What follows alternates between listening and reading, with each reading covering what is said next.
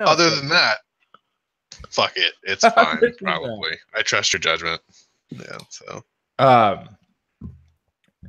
Yeah, things are good. I feel like this, and I'm sure we'll touch on this on the podcast, but I always feel like the week leading up to the Super Bowl, somehow it's very underwhelming. Yes. You know? It's because we've been waiting so long, and there's been my theory is that we've been waiting so long, there's been so much hot playoff action, and then there's that such a lull where nothing happens, and you know me, I have checked out of social media and to the world, especially for someone my age. Basically. So it's nice to not hear these stories about Billy left tackle backup said that he doesn't think the other team's good. Jimmy backup safety's mom worked 2 jobs so that he could go. Those are beautiful stories and everything, but I don't really care. Jimmy backup safety's mom, good for you. I'm glad it paid off. It's a wonderful story. Also, don't care. Yeah. No, it's definitely, you become very saturated in the stories. I always, I follow The Ringer and I read a bunch of their stuff, and it's literally just they're constantly publishing articles about the Patriots. And I'm like, how many stories can you milk out of this team? At some point you've got to just be all right, well, fuck it. We've covered every single possible little twist to the tale that we can tell. So we're just going to sit here and twiddle our thumbs until the game happens. And I'm kind of it's been a long season. It has been. It really, well, especially for you as a Texans fan. And I know 3 weeks from now I'm going to be what were you saying? Where's football? Please bring anything back. Why are we speculating about a 7th round draft pick and where he might be a free agent, priority free agent? Nope. So I don't want to think it, but I do think I'm ready for a break. Yeah. No, I agree. All of my Super Bowl bets are over-unders. So really? I don't know if I was supposed to get more creative. No, mine are just mostly that things are occurring. I have one big one that it's more of it's just a little inclining in my tummy.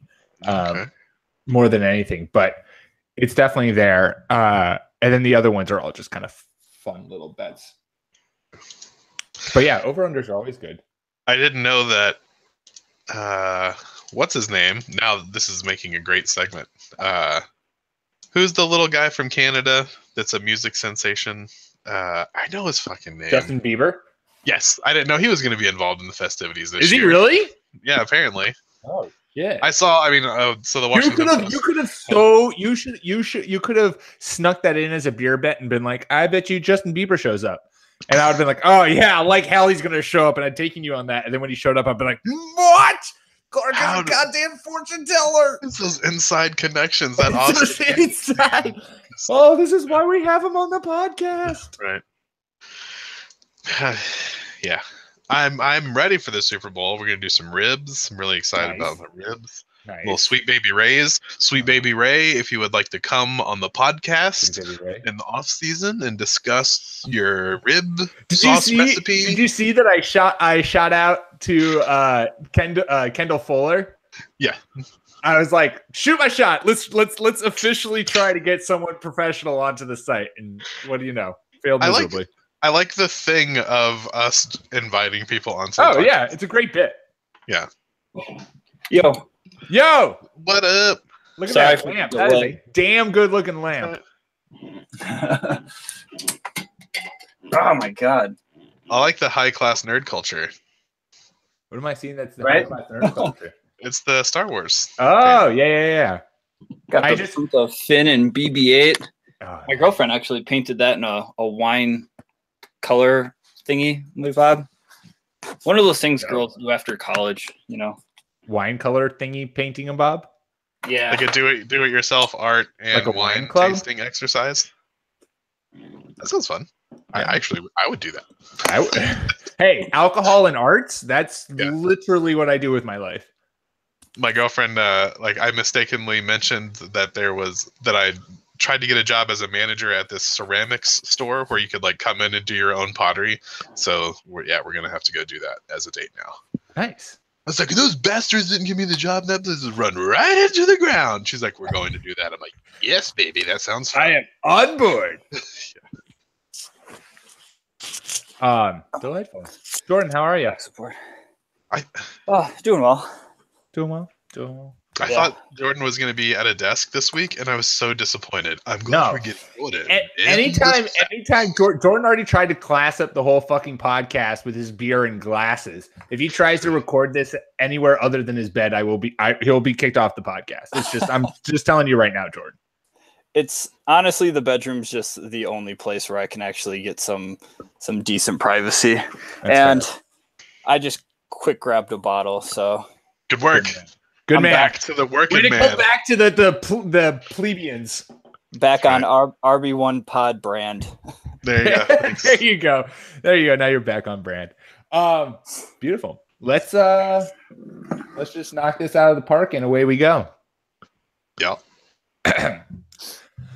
Welcome everyone to RB1:A Fantasy Football Podcast, brought to you by Fake Teams. I am your humble host, Pete Rogers, joined as always by Just Clark Barnes, and for the second week in a row, Jordan Smith. Guys, how are you?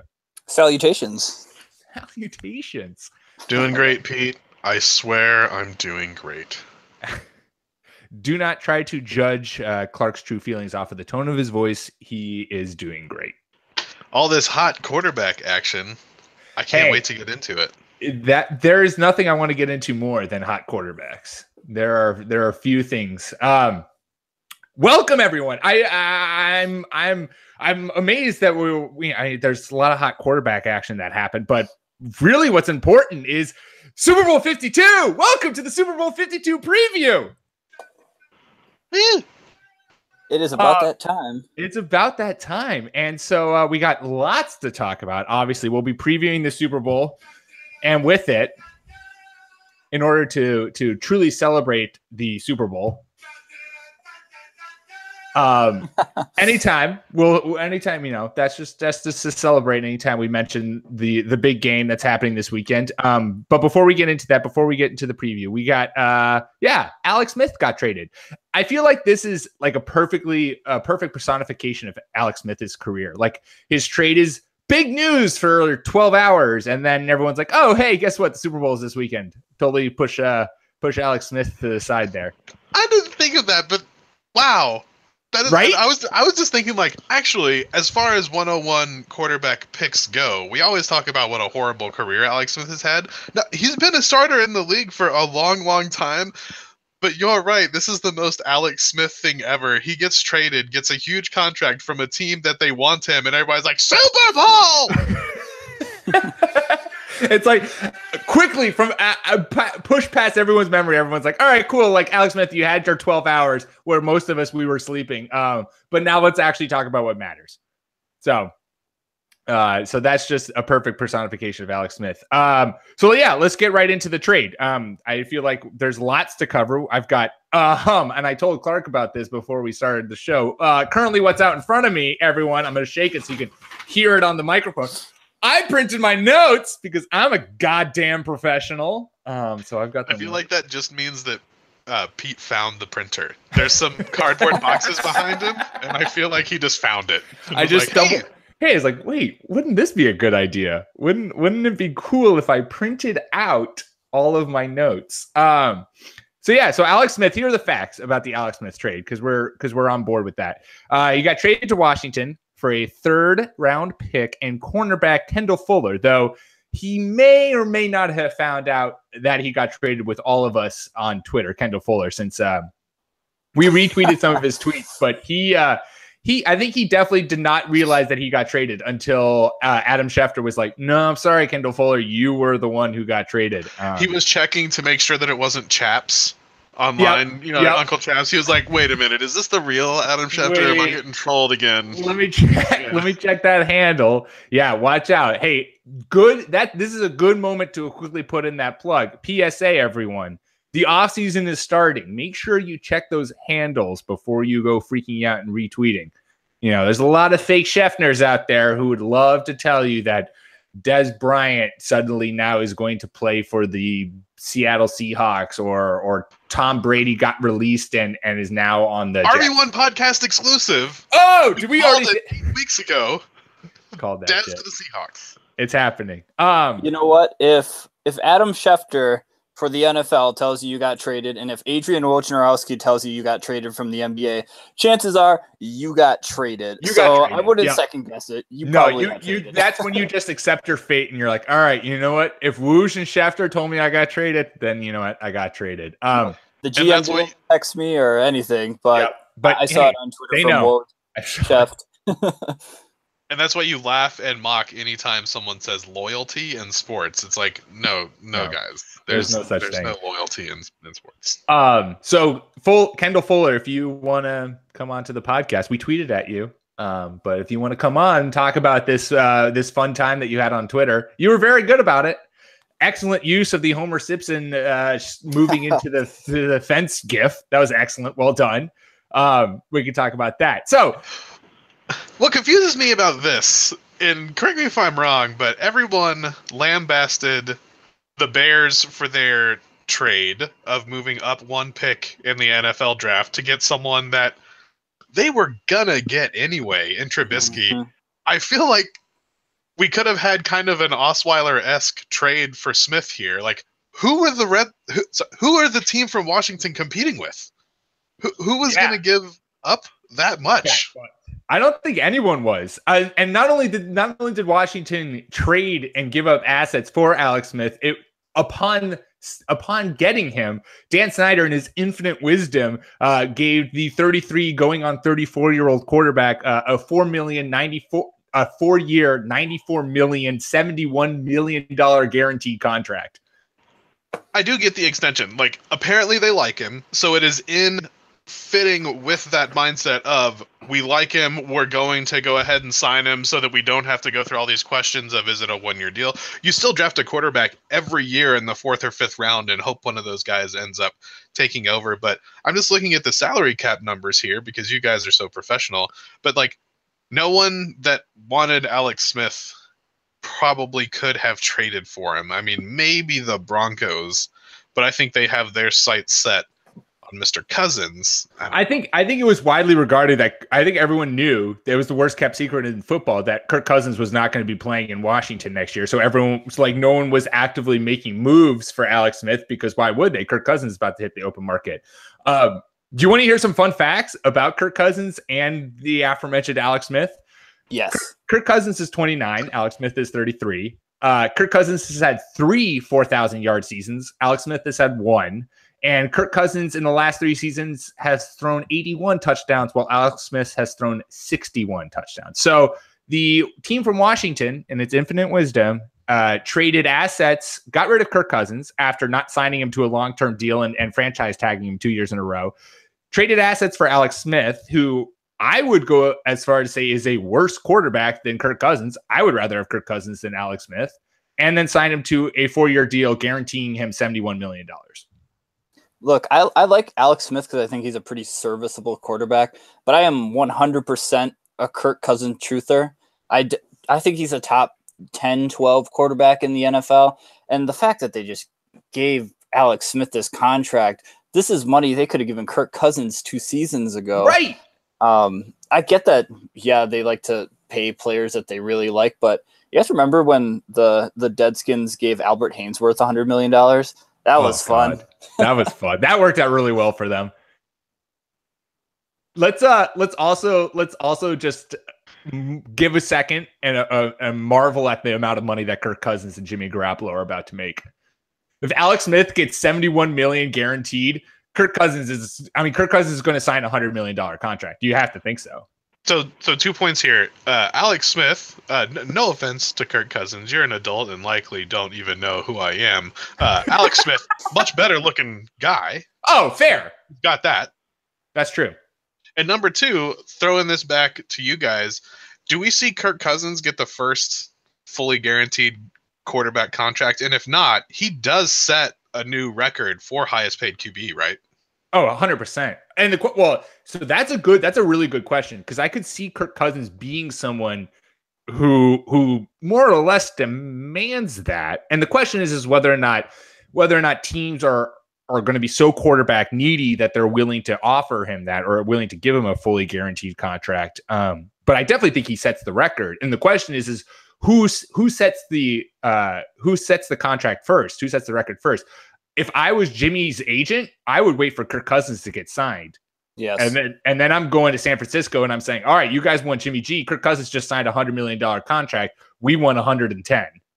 That would give Jimmy G just all the leverage in the world. Hey, you traded for me. Look at what this guy got. Let's reset the market with Kirk Cousins, then have it reset again with Jimmy Garoppolo, and then Aaron Rodgers is just going to come in and demand $200 million guaranteed when his contract extension comes up soon. That's just the way it's going to happen. It's just going to happen that way. Dominoes. Yeah, I think if things get really out of control with Cousins, the Niners can still tag Garoppolo this year, and it wouldn't be too bad for them or for Jimmy Garoppolo, mind you, a guy who's only played a few games and has looked good. It'll be the most money he's earned, so. Yeah, and it won't be a Russell Wilson situation where he's deciding to either make another $550,000 or get severely underpaid at like 17.5. But I just want to get on my soapbox here. I want someone, and it won't be a rant. I want someone in the NFL to get a fully guaranteed contract, because it's going to take one person taking a little less, and I think it will just help all of the players who cannot collectively bargain because their careers are so short and they are so short-sighted. They just don't have the cohesion and they don't have the will to do it. So I think it's going to take one of these, I feel odd saying this, one of these blue chip quarterbacks to say, you know what, if you give me 23 a year guaranteed for 5, I'll do that instead of taking 27 that I'll likely realize anyway. I know Le'Veon Bell has gone on record saying he wants to be paid both as a running back and as a wide receiver, and he wants to make a shit ton of money. But do you think? Yeah, I do too. I mean, everyone does.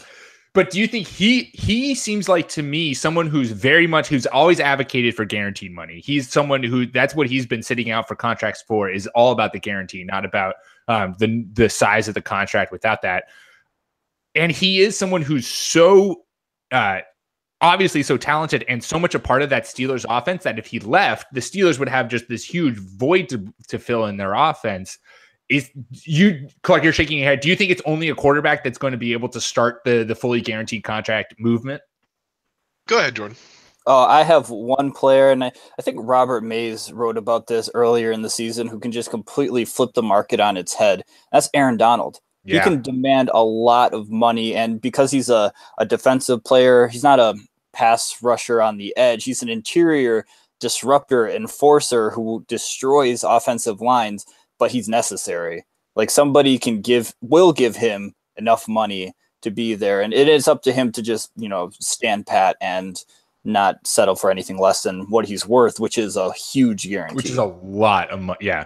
Yeah. Yeah, and so I wouldn't bet it's going to exclusively be a quarterback, because you make a good point. There are other positions of need like that. It's just going to take someone taking 75% of what they could get, and that's tough. And no offense to Le'Veon Bell's talent or his stance on these things, but running backs don't have that kind of authority. Like, there's not going to be a bunch of people banging down the door to give him $10 million a year. And so he's not going to be able to take 4 guaranteed. Right. He can't do that. You have to take that shot. Yeah. If it's 10 or 4, you take the 10 not guaranteed. And every single team in the NFL could use Aaron Donald. Like, even if you have a all-star defensive tackle, you can still use Aaron Donald. Like, the Texans, who have Jadeveon Clowney and JJ Watt, could still use Aaron Donald. Like, any team that would be terrifying. That would be completely unfair. But any team can use Aaron Donald, and so I think he's a great player to to think of as setting the market for that all guaranteed contract, because he's such a unique talent and at a position where all 32 teams can use him. So he's always going to have a demand, no matter what happens with him and Los Angeles, I guess.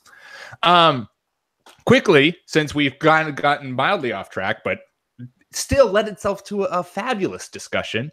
Since we are a fantasy football podcast, let's quickly touch on the fantasy impact and fallout from this trade.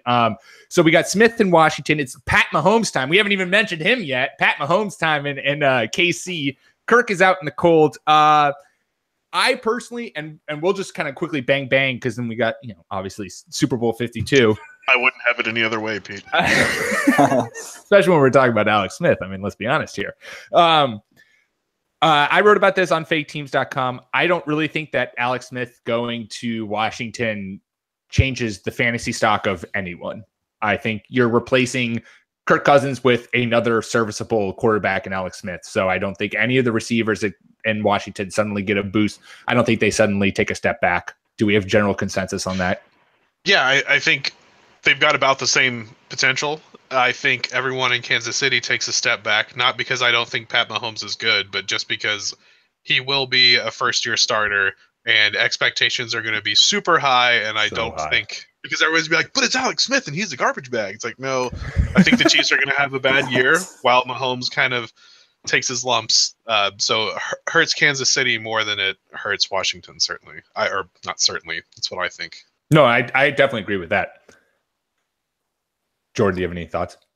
So I'm gonna take it in a different direction. Instead of focusing on the QBs, I want to kind of focus on Kendall Fuller.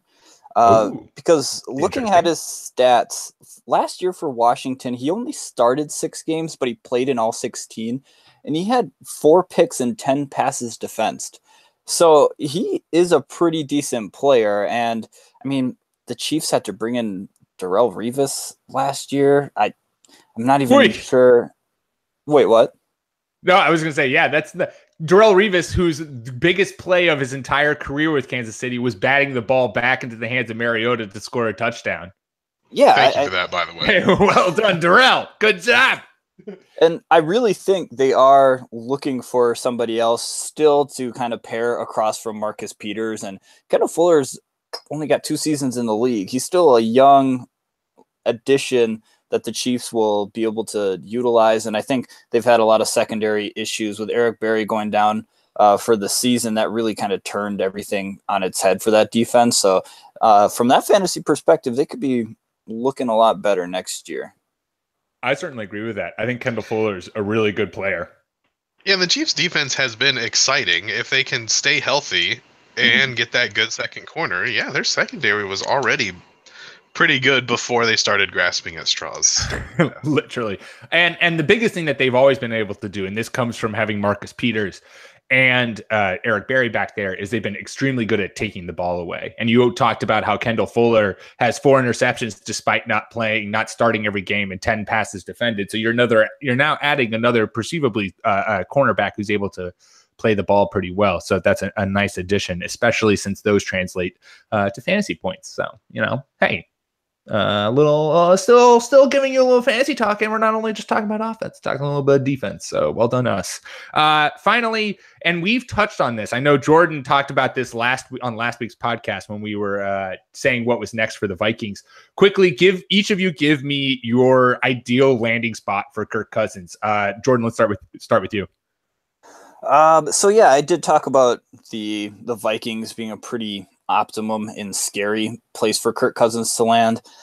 Cleveland has the most money to throw around, so that, I mean, if Kirk Cousins is a money guy, I know he just had a kid, so that might be a little bit of a factor. But I think he might want to consider Denver as well. He can come hang out with me here in the Mile High City, but with the high altitude, the balls start to sail.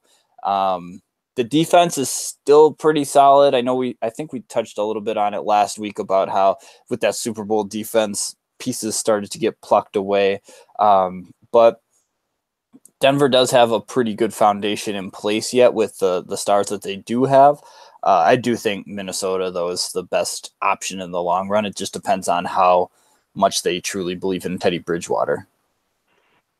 Yeah, if I'm Kirk Cousins and I want to win, I definitely agree with you that the Vikings is the best team that may have a vacancy. I don't want to bury Case Keenum just yet, but I think they're in the market for a quarterback, or at least I don't want to speak for the group, but I think we think that they're in the market for a quarterback, especially a guy like Kirk Cousins. It's not like the Brock Osweiler fiasco where people are kind of Bitcoining up his value, and then everyone realizes maybe we're getting a little too excited. Pop culture topical reference from Clark. That's not something you hear every day on the podcast, but Clark just slipping that in casually.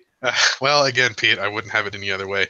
I have a couple of friends that are Bills fans, and I know that the Bills hate Tyrod Taylor, and the Bills also have a lot of room under the cap here.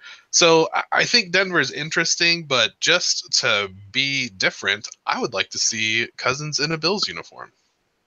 Yeah, I'm not against that. Especially, I mean, you've got Kelvin Benjamin there. You have LaShawn McCoy still there. You've got Zay Jones, and you're hoping he's able to kind of right the wrongs from his rookie year. That could be an interesting spot. My only worry with there is that you have to be a certain type of quarterback in order to deal with a Buffalo winter. And so it's just getting used to getting comfortable with that. But I could definitely see that. It's cold and crappy for everybody. It's not like it's only bad for the home team. I mean, it's true. My one, I think I agree with Jordan. I think the Vikings just makes too much sense, especially since all three of their quarterbacks are free agents. And so they're going to they can't not be addressing the quarterback position. But I could see them going with Teddy B. They've been talking a lot about that. I know this team has gone on record saying that they believe in their quarterback. But this is my last push at defeating Clark's thought that the Jaguars are not returning to the playoffs next year. Clearly, despite whatever the Jaguars are saying, Blake Bortles is not their answer. If they truly believed in Blake Bortles, they would have let him loose against the Patriots as opposed to as soon as they got the lead, been like, hey, we're just going to hand it off to Leonard Fournette out of the shotgun 300 times. So Kirk Cousins in Jacksonville makes plenty of sense to me, and I would love to see that. I would love to see Jacksonville have a quarterback that they can trust, and at least someone who is better than Blake Bortles, and they have more faith than in Blake Bortles. So there's my pick. But I think the Broncos. If I were in the desert out, and I was one of those fans of the Oakland Raiders who will become the Las Vegas Raiders. The Broncos, I think the Broncos would be my pick for most likely. I think John Elway likes to think of himself as a quarterback recruiter and is going to try to whip his balls out onto the table and be like, hey, Kurt, remember Peyton Manning? Got him a Super Bowl. Kirk Cousins is going to be like, yeah, but he's going to be like, yeah, Kurt.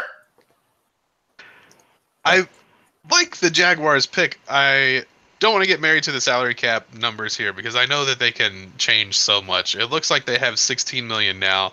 Jordan, a couple of podcasts ago, you mentioned if they make any kind of big moves, they're going to have to not sign Allen Robinson.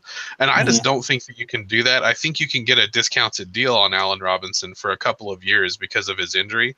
And I think Allen Robinson is an amazingly talented quarterback. I think the Jags don't have enough to get it done, and they end up taking one of the second tier guys like Eli or like someone else who becomes available. Like if my boy Tyrod Cousins goes to the Bills, Tyrod down to Jacksonville. Because I agree with you that Bortles isn't the answer, but I don't know what the Jaguars can do to get away from him. No, that's fair.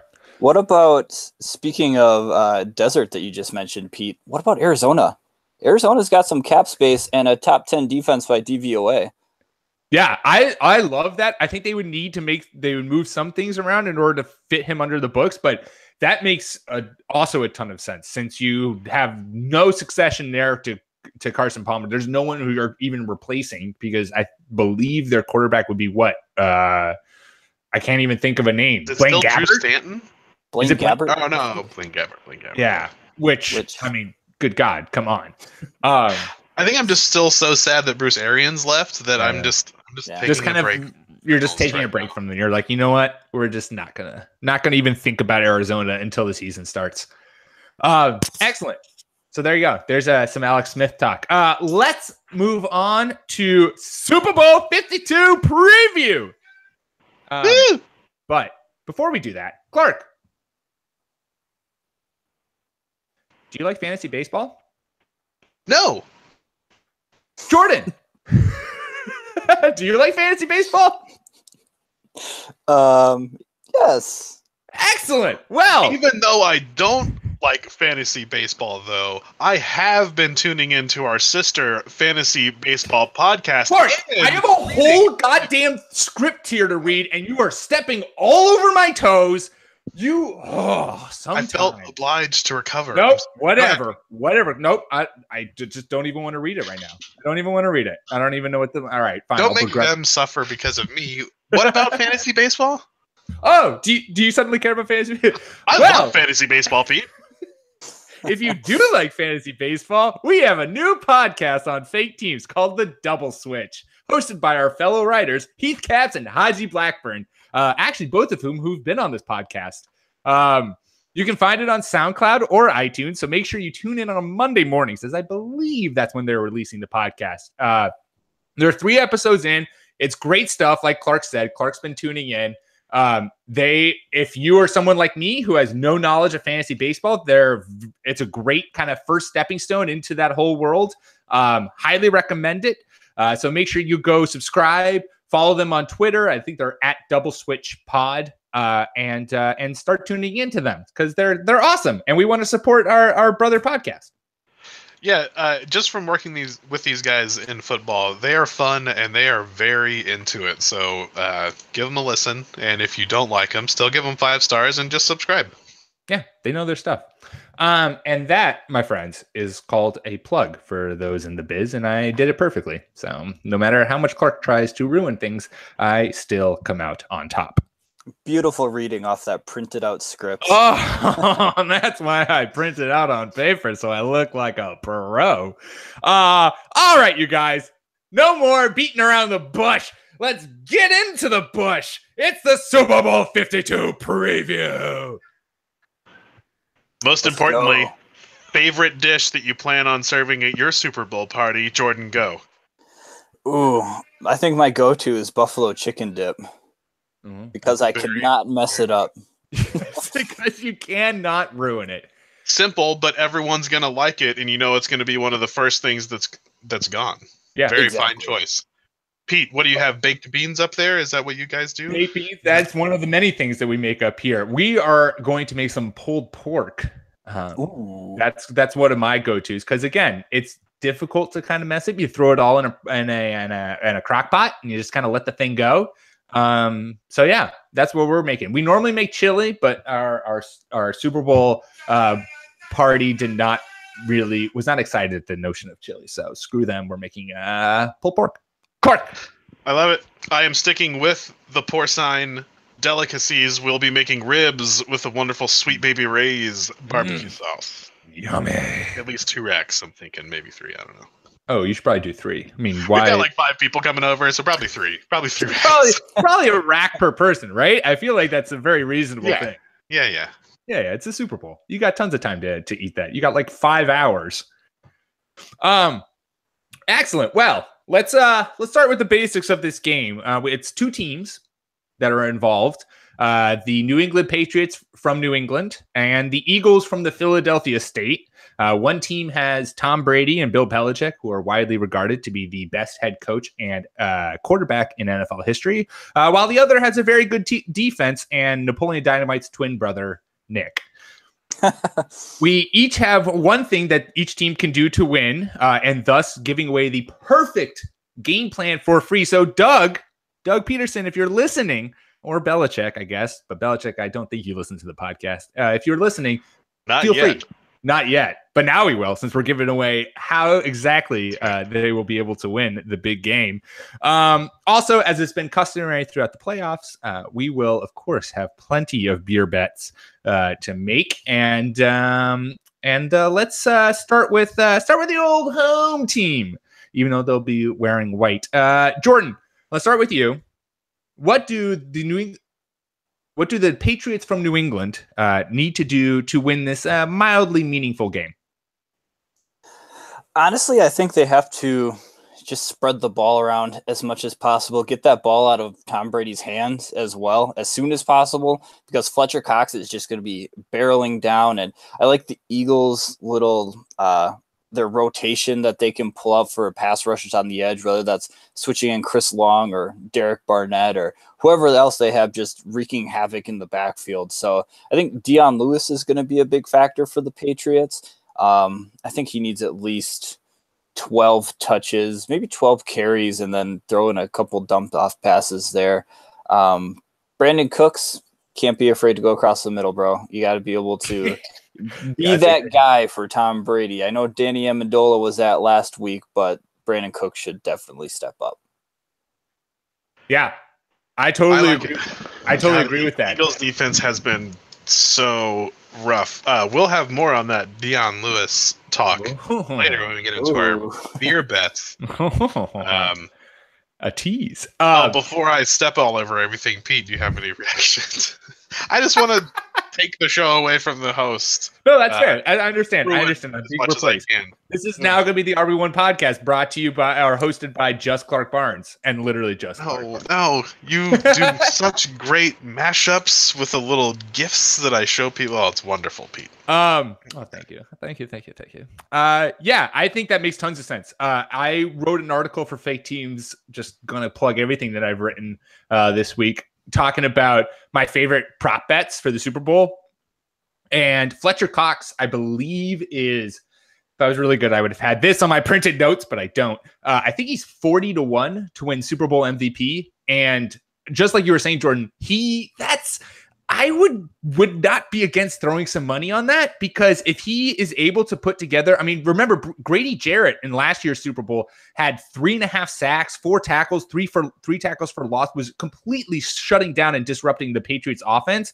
And I think if the Falcons had pulled off that win, I think there would have been serious consideration that he would have won Super Bowl MVP. And so I think Fletcher Cox is going to be that guy in the middle. That's how you beat Brady, is you pressure him up the middle.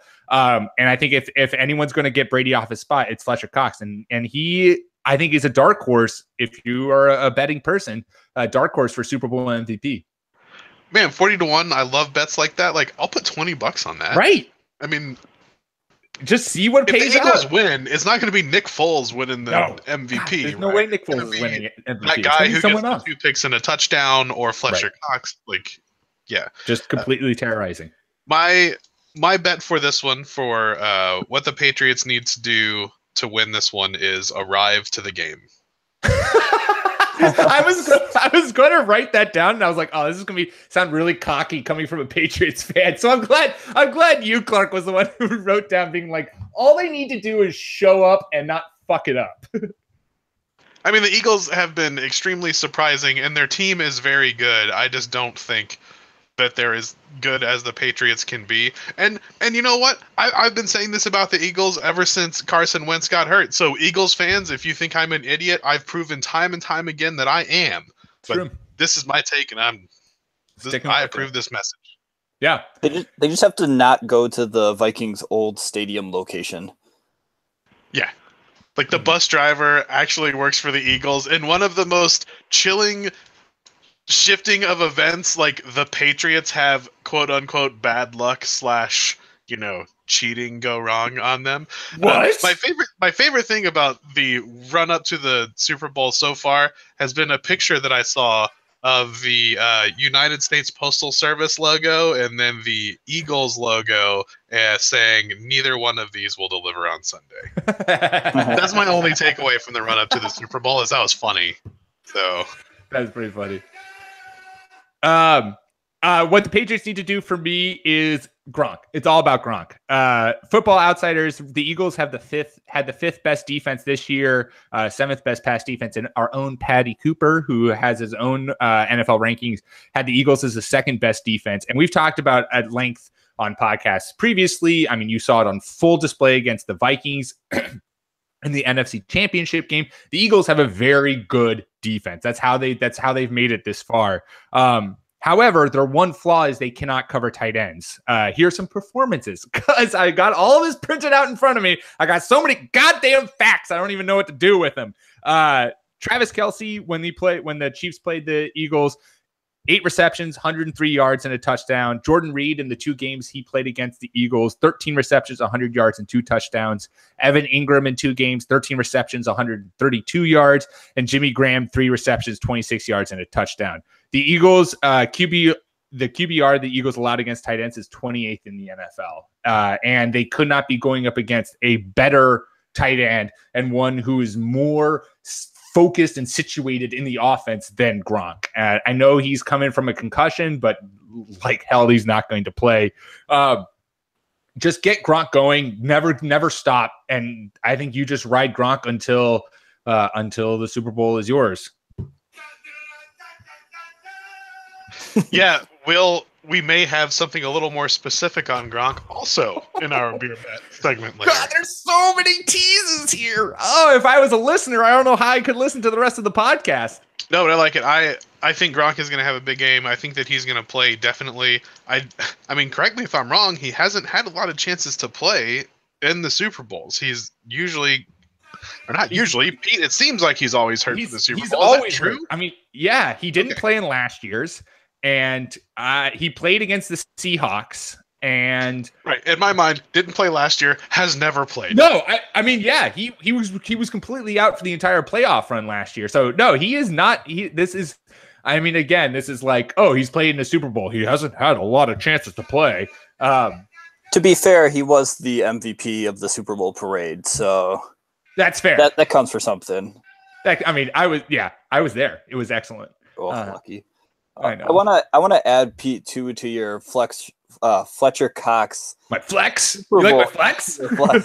Your Fletcher Cox Super Bowl MVP. I was looking up defensive MVPs in the past, and the most recent one was Von Miller, but I think the best example would be Malcolm Smith because he plays inside. When he won the Super Bowl MVP in 2014 with the Seattle Seahawks, he had pick 6 for 69 yards. Nice. He also added 6 tackles, and he had a fumble recovery. So his fingerprints were just basically all over the place on the stat sheets on defense. And that's the sort of game Fletcher Cox, we might need to get a big man rumbling, bumbling, stumbling touchdown out of him. Yeah. No, I'm telling you, if you are so inclined and you like Clark, I mean, if you're just like, hey, 40-1, I think it's 40-1. It's pretty good odds. And I'd throw that down and be like, on the flip side, Trey Flowers is 200-1. And Trey Flowers has had a extremely productive playoffs for the Patriots as a pass rusher. And so, he could maybe get into the Eagles backfield. Excellent. So there you go. Bill Belichick, you've been listening, obviously. What you need to do is you need to, A, just show up. That's Clark's advice. B, get the ball out of Tom Brady's hands quickly. It's from Jordan. And for me, get that ball out of Tom Brady's hands quickly into the giant mitts of Gronk. On the flip side, Clark, what do the Eagles need to do in order to win Super Bowl 52? Despite my earlier take, I think the Eagles have to score 35, and I think they can. I think if they are so relentless like they were against the Vikings, that their defense is absolutely good enough to hold the Patriots to something like just 28 points after they figure it out. So if Nick Foles continues to play insane Nick Foles, we don't believe that Nick Foles is this good, but he keeps showing us every week that he might be. Yeah. Put up 35, and I don't think they're going to lose 35-38. So, and yeah, I'll build off of that because my point is to stay aggressive on offense. That's exactly how they got past Minnesota, right? They let Nick Foles rip it all over the field. They trusted him to make plays and the defense to ultimately win the game. Meanwhile, in Jacksonville, we saw when they played the Patriots, they got a lead thanks to the defense, and then they decided, all right, Blake Bortles can't do anything too risky because we don't want you to lose us the game. If you want to beat the Patriots, you need to be aggressive at all times. That's exactly how they won the Super Bowl last year, was the Falcons got a lead, and then all of a sudden we're like, oh, let's be super conservative and not let the Patriots get back into this, which is, of course, exactly what happened. So opposing teams get leads, they play conservative because I'm sure, they'll make a mistake, which, of course, is just Bill Belichick playing fucking mind games with the entire NFL because playing conservative is the mistake. That's the mistake you make. So, Doug, I'm speaking specifically to you, and I know you were on a first name basis, so this is cool. Doug, if you want to win this game, balls to the wall from the beginning to the end. You got to play all 60 minutes. You got to come in and you got to let Nick Foles just rip it all over the field. If he has 3 interceptions, so what? Like, it's amazing you got this far with Nick Foles as your quarterback. Like, let him just sling it. Trust your offense. Trust what you've built, and you just run with it. Stay aggressive. Never take your foot off the gas until the confetti comes down. Agreed. Cool.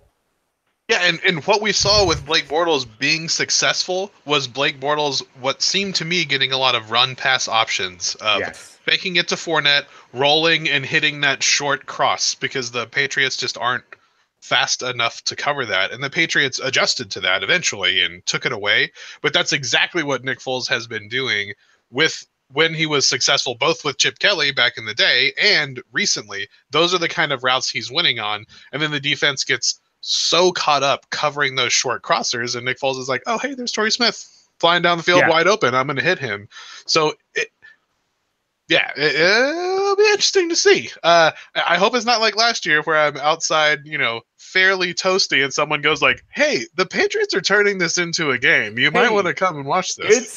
It's suddenly a tie game, and we're going to overtime. Yeah, perhaps one of the best Super Bowls in history. I saw the first and fourth quarters. I only remember the first and fourth quarter. I think people like this. When the Patriots last year, I think they were down 21-3 at the time. The Patriots were. Sure. That's when I doubled down on the Patriots, and I put more money on the Patriots to come back, and it was a glorious win. That's a good man. I tweeted out at halftime during that game. I was like, this is where the Patriots come back, being like the total joke. And then, what do you know? Called it. So I would have been too nervous about jinxing it. At that point, it was 24-3 at halftime. Tom Brady had thrown a pick 6. I was like, well, this is it. Just got to steer into the end of the Patriots dynasty.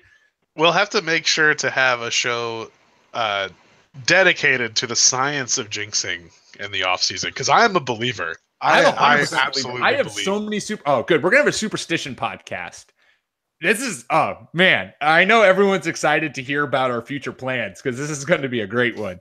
Turns out we're all a little bit more than just a little stitious. We are superstitious. I'm not superstitious. Love it. I am a little stitious. Excellent. So, Doug Peterson. I'm why the Jags lost. It's true. I said they were going to win. There is proof. We have it on tape as to why the Jags lost. It's because Clark called it. Can I just add to the Eagles for what they have to do to win? Because I think you guys did a great job covering what they need to do on the field. Nick Foles, again, he probably just has to wish that he has the Eagles as a whole have to wish he has the game of his life again. But I think they got to really lean on their veterans. I'm calling LeGarrette Blount to have a good game. Chris Long, who has also been there before, you got to really lean on them. I think they have veterans who've either played in the game that they can really look to, or have just played in the NFL for a long time to, keep the young players grounded a little bit more, like Malcolm Jenkins or something like that. But there's been some talk around football circles about how, just the Super Bowl itself is a completely different game compared to like a regular playoff games. They have to be prepared for halftime to go for so much longer than what they're actually used to. That national anthem in the beginning is like 15 minutes. I know they're all jacked up and ready to go. The stadium's electric. They know that there's just hundreds of millions of people watching them, but they have to relax and they have to just do what they're supposed to do, treat it like a business trip. I know Tom Brady has an edge because he's done this like 12,000 times already, and he's played in the big game, and he knows how to warm up at the right times or when to get off the bench at the right times during commercial breaks, that sort of thing. But Eagles, just keep calm. Yeah, I think this is one of the few times in sports where having been there is a huge advantage, right? Mm-hmm. Because like you said, it's just there's no other game, and not just because of the stakes and not just because it's the climax of the season, but like you were saying, the opening, the national anthem is a whole performance. So you warm up and then you're standing there for 20 more minutes than you were at a normal game. The halftime is an hour, or I think it's technically 30 minutes, but it feels like an hour all the time. Yeah. And so you now have it's just extra time. You got to kind of ramp up. Crazy shit always happens. Like when the 49ers and Ravens played and the power went out for 40 minutes. Janet Jackson's boob came out last time. Justin Timberlake was the halftime show. Who knows what's going to happen this year? And I think what you're saying is the biggest thing. The Patriots, this is their 8th Super Bowl? They've been here 8 times. They know how to prepare. They know how to get ready. They know when to do what. And the Eagles, I don't think there's a single person on that team who was there back in 03? When was it 03 or 04? I think it was 04. When the Patriots played the Eagles. But you mentioned Chris Long. Chris Long's been there. He was just there with the Patriots. LeGarrette Blount was just there with the Patriots. So I think you're totally right. It's going to be on those guys to be like, hey, we've been here. Here's how you approach it. Here's what you need to do to get your head right and ready to play. Yeah. Go ahead, Clark. Point is well made, because we don't have a lot of championships that are one game. We have the NCAA tournament, and then we have the Super Bowl. Everything else you have to lose 4 times. So things can go bad in a hurry. I was just going to add to halftime. It is essentially an hour, and I think Tom Brady might have said this over the weekend, or maybe this was in a past Super Bowl media week, but he said that the 2 halves of the Super Bowl are like 2 separate games. Yeah. And it's not like you go into the locker room in NFL games and the coach is giving like a Tony D'Amato football is a game about inches speech from any given Sunday. They're going over, what they need to adjust. Each position group is talking to their own position coach. So they're all kind of just doing their own thing, but it makes you wonder if during the Super Bowl halftime, if they all go through what they usually go through, and then there might just be a lull. Like, okay, now we're just sitting here waiting, ruminating in this locker room. So good use of the word ruminating. Well done. I think the Patriots have shown they are very good at making adjustments, just because they have a very good coaching staff. There's a reason that everyone on that coaching staff is going to be gone after this somewhere next year. Good Lord.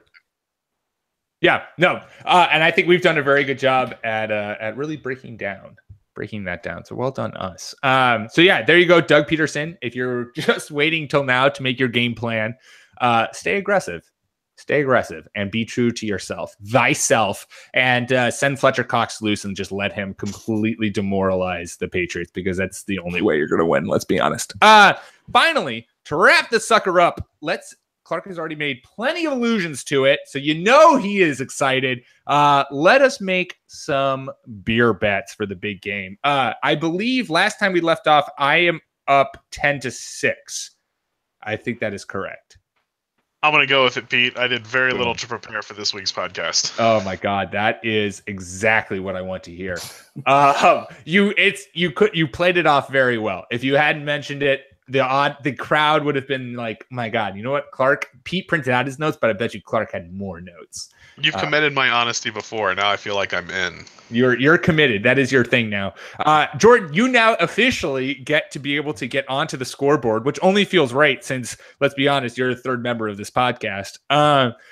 First off, I want to just get everyone's thoughts on, because this is one of my favorite prop bets of all time, the length of the national anthem.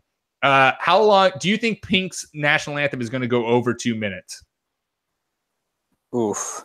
I wish I had stats for how long national anthems have gone for, specifically for women that sing the national anthem, because I think they can carry a note a little bit longer. I think Pink did tweet something about her being super jacked that she's singing the national anthem and the Eagles were playing during the game. So I have a feeling she might milk the hell out of that. I think she's going over 2. That's legit. That's the way to use your resources. Well done. First of all, I don't care for this reverse sexism. Pavarotti could carry a tune in a bucket if he had to. These are the one time reverse sexism has ever been used as an argument. Yeah, you know who has it really hard? White guys. Yeah, everybody. We can't hold a note as long. Yeah. Damn it. I don't know. Let's just get the song over with. Let's get to the game. I feel like can agree with what your premise is, Jordan. I just feel like Pink is a very efficient person.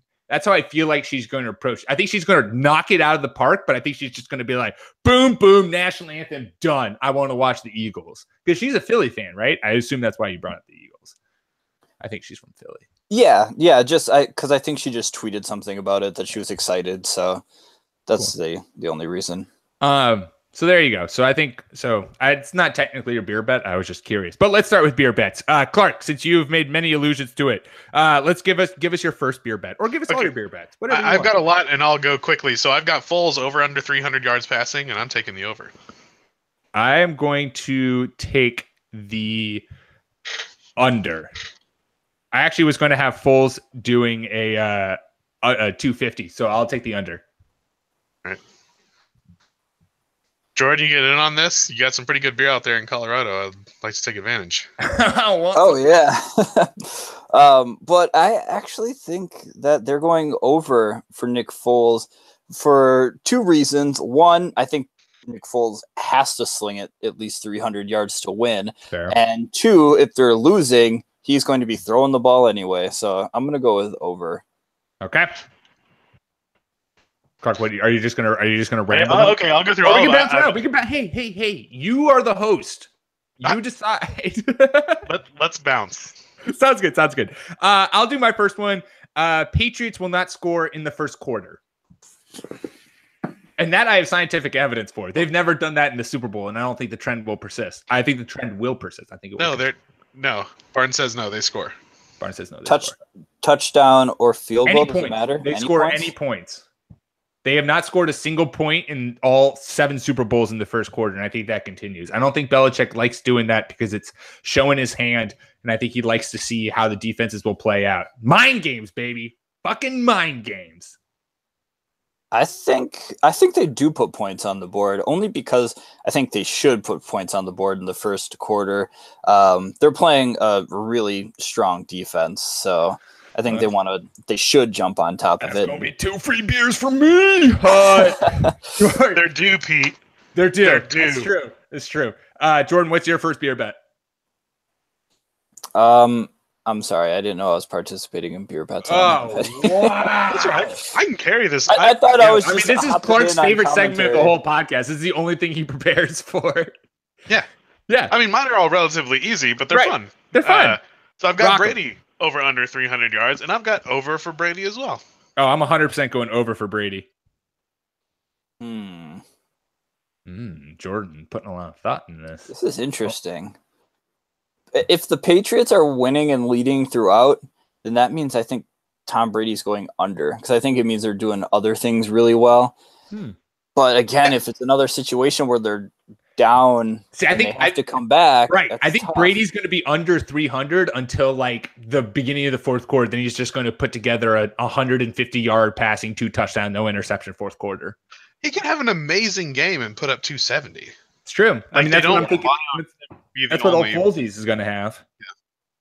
I'm gonna go over, because I think even though the Eagles' defense is really good, I think we're kind of due for a Super Bowl that's just a barn burner, trading blows. And if it's anybody that can score on an Eagles defense that's this good, it's Tom Brady and the Patriots.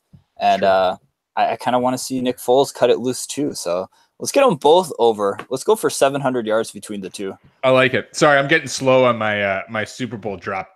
Yeah, in case anyone is wondering, that odd noise that you keep hearing, it took all show for me to realize that's Pete doing that on purpose. It is. So. It's to celebrate the Super Bowl.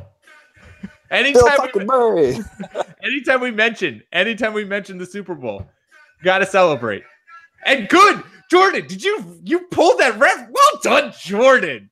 That's one of the greatest moments in sports movie history. It is. It's an excellent film. Oh my god, I'm so glad I was able to isolate it. I had to like scour the YouTube world to find the clip of Bill Murray coming in to save the Looney Tunes against the space aliens or the Monstars in Space Jam. For those who don't know what the hell we're talking about, go see it. My next beer bet. I was going to have some sort of Eagles bet, but I didn't have anything written down right now. I'm going to go with the fact that, you know what? Screw it. Nelson Aguilar is going to lead the Eagles in receiving yards. Come at me. I like it. I'll disagree. I think that's a fun one. We'll see. He could. I like the bet. It's one of those, the Eagles receiving core this year has shown that anyone is capable of having a great game.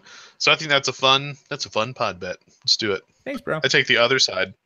Yeah, I think he's going to, I think it's all going to be kind of even. And then Nick Foles is going to rip one and it's just going to land in Aguilar's, because he always seems to be the guy who defenses forget about, or like he gets behind the defense and suddenly you're like, oh shit, Nelson Aguilar is like 30 yards downfield with no one near him. That's my feeling. Yeah, I can go with that too. I think we might get a little Stephon Gilmore, Alshon Jeffrey battle, so I think that might free up Aguilar pretty well. And I think you're going to have Butler on Torrey Smith, which is going to leave Aguilar on the third one. Clark, keep listening, baby. You're on mute. On mute. We've got Brady over under 0.5 interceptions. I've got the over. I think he throws a pick tonight. I think the Eagles are going to get pressure. Yeah. No. 0.5. I thought you said 1.5. Yeah, I'll take the over on that too. Yeah, I hate to be continually agreeing. We're all agreeing. I think it's over too. No beers for you, baby. I just hate the ones. It means I haven't picked a very good bet if everyone agrees. It's not you, it's me. Well, it's like the Case Keenum pick last week where it kind of wasn't his fault because he got hit and then Patrick Peterson was just there and he was able to.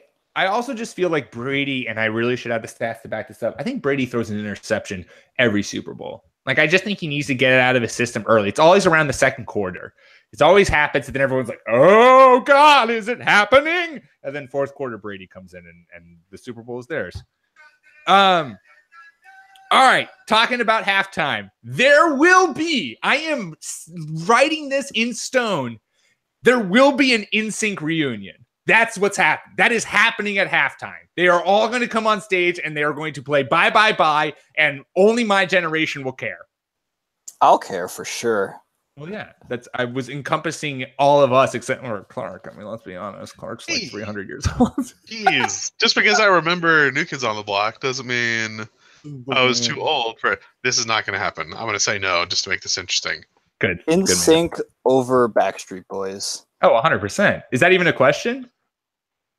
For some people, I think a little bit, but I'm 100% NSYNC. Yeah, no, you got it. I mean, I just rewatched some of their music videos, and no music videos. There's been no kind of like time period of music videos that I appreciate more than the 90s. It was, or the early 90s, early 2000s. It's like the bad CGI, the frosted tips. It's just a good look for everyone. Everyone really thrived at that time in the world.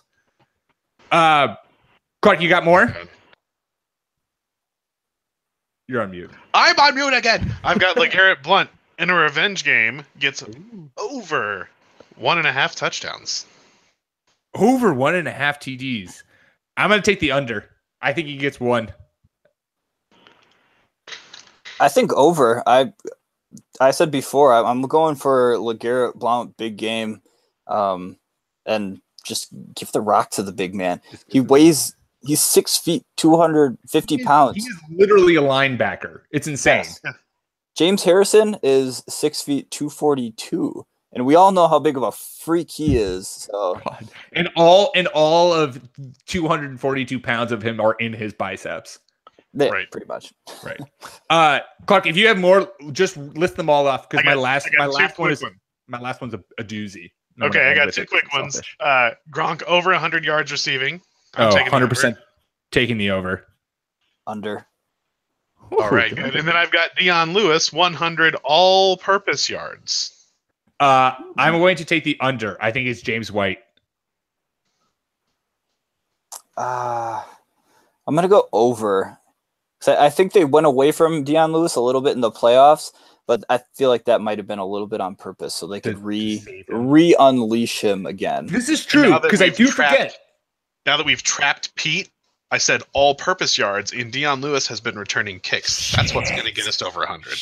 Yeah, you're right. I just took it to be rushing and receiving. God damn it, Clark, you're so sneaky. Got him there. Diagonally. I do forget that this is a revenge game for Dion Lewis. He played for the Eagles. Let's not forget. Never forget Dion Lewis on the Eagles. One of the best quotes that I saw on Twitter, and I just assume is true. What do you remember about playing in Philadelphia? I remember not playing. Oh my God, he just burned all of Philadelphia down with that. That was beautiful. All right, my last beer bet.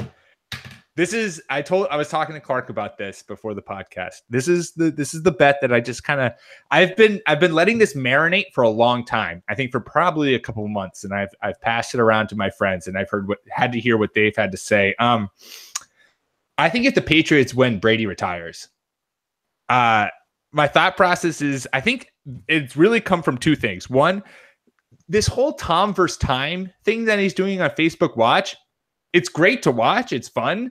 But why now? This has never been a thing that Brady's done. Brady's been super secretive about his life and his whole process and his family and all of that stuff. He's worked very hard to keep them all out of the media and the limelight. And now he's kind of doing, I feel like this is his like farewell. Like, hey, here's look at me be a real person and like a family man. And this is what the sacrifices that I've made to play football.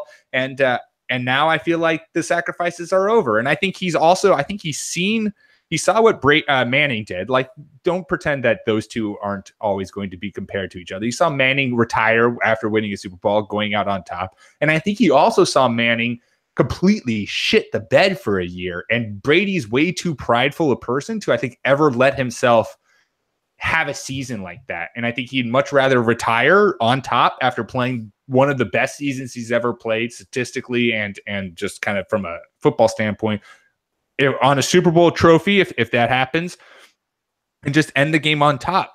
And then finally, my final proof, and I give a small hat tip, and I shouldn't say small, I give a hat tip to SB Nation, fellow employee of the site, since technically Fake Teams is a part of the SB Nation platform.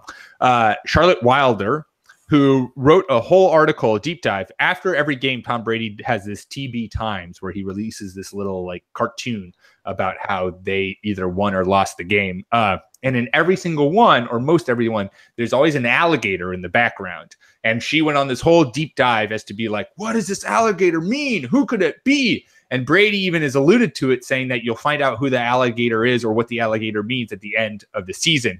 And to me, I think it means see you later, alligator. I think he's been hinting at his retirement all season long, and I think if they win a Super Bowl, that Brady hangs up the cleats. There you go. I thought you were gonna say you thought the alligator was Bill Belichick. That's also been a theory that's been passed. There've been a lot of attention has been paid to exactly who that alligator is. It's a little surprising. Guys, sometimes an alligator is just an alligator. Sometimes, bro. Sometimes an alligator is just an alligator. So there you go. I assume you're all going to take me on that. Yeah, Clark's trying to chime in, but he's on mute again. Always on mute. Clark, come on. No, Jordan, I was just letting you go. Oh yeah, fair. Totally. I should have said anything. I think because Tom has said that he wants to play until he's like 45 or so, but I definitely think he is starting to think and gear up for a life after football. It would. I mean, why the heck not? Why wouldn't you retire if you win the Super Bowl and go off into the sunset? Go off while your knees are still functioning pretty well, while you're making money off your TB12 stuff. Just throw yourself into that. Give your children all the attention they deserve. Give Giselle the attention she deserves. And why not? Like you, Tom, I know you're listening. Just hear me out. Everyone listens. You have nothing left to prove. You really don't. You really just don't. Do not have anything left to prove anymore. You climbed all the way up the top from being a super late round draft pick out of Michigan, who everybody thought was just the worst athletic specimen of all time. You've done it. You've done it. You are a physical freak. Succeeded on every measurable level in this sport. You've won MVP. Except for coming onto this podcast. That would be the capper. When you retire, Brady, announce your retirement through the RB1 podcast. We challenge you. It's happening. Yeah, but again, I still don't think he retires just yet. I really think he has to have like some sort of coming to Jesus moment on the football field where he realizes that he just can't make the throws anymore. Maybe that happens when Fletcher Cox hits him for the 13th time. Oof. And he's lying there, and Fletcher Cox is on top of him, and Cox is like, retire! And Brady's like, you know what, Cox? You got a good point there. Yeah, I mean, I like it. I think it's bold, but I don't think it's going to happen. These guys get to these points in their lives because they are hyper competitive and they say all of those stupid things that you print on your like junior high football team t-shirts, like, you know, pain's just weakness leaving the body, bro. And like you live your entire life thinking things like that are true and that you just want it more than everyone else. And so he's not gonna leave, I don't think, until he has that Peyton Manning season where he's injured all year, he plays like shit, and he just everyone sees that it's over. I think we try to retire people too early. He had a good year this year. There's no reason to think he can't have a good year next year unless he suffers some horrible injury in the Super Bowl. We're going to see Tom Brady playing again next year. So I'll take it. Football is a game of inches. Clark, on the rankings of things that you hate, which is higher, high school football slogans on t-shirts and posters or commercials? I think commercials, because I think the last time I saw a high school football t-shirt slogan was in high school. So that was like 40, 50 years ago at this point. So Definitely nationwide commercials, because again, your insurance company does not care about you. They are not on your side. Jordan, what is happening Sunday in the evening? The Super Bowl. One last time for old time's sake. Excellent. Well, make sure to, obviously you guys will be watching, because why could you not? It's a big event. That is all we've got. Actually, you know what? That's not all we got. One final thing. Call the game. Let's hear it. Clark, who's winning? I think the Pats win 28-24 and another good Super Bowl, because the Pats always play good Super Bowls. Boom. Jordan. I think the Patriots win, but like I said before, I want it to be a high-scoring barn burner. So let's go like 35-27. Let's just put the score up there. Damn.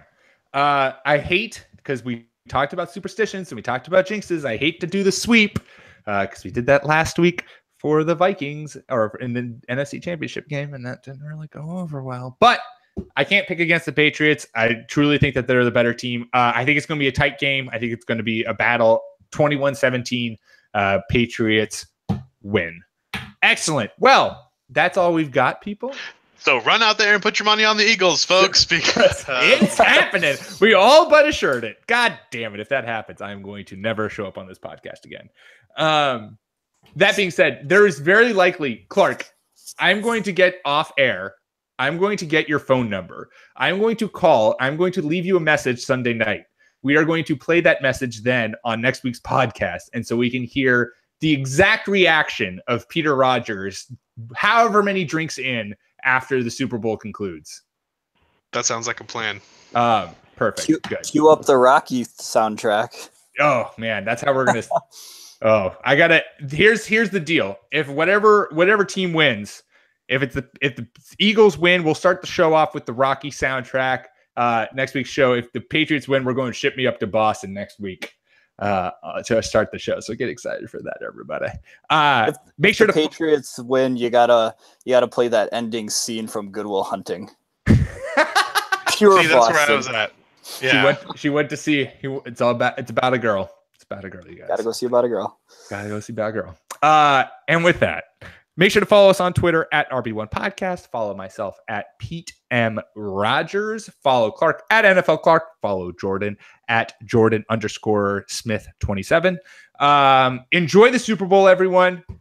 Enjoy all that this glorious sport has to offer. Enjoy the final game that you will see Tom Brady play, because it's happening. You can bet on it. And we will see you guys at the end of the football season to start talking the craziness that is the NFL offseason. So get hyped. Peace. Super Bowl. All right, boys. All right. Well done as always. Go to the bathroom. Yeah. Good talk. Good weekend, everyone. See you guys. Have fun.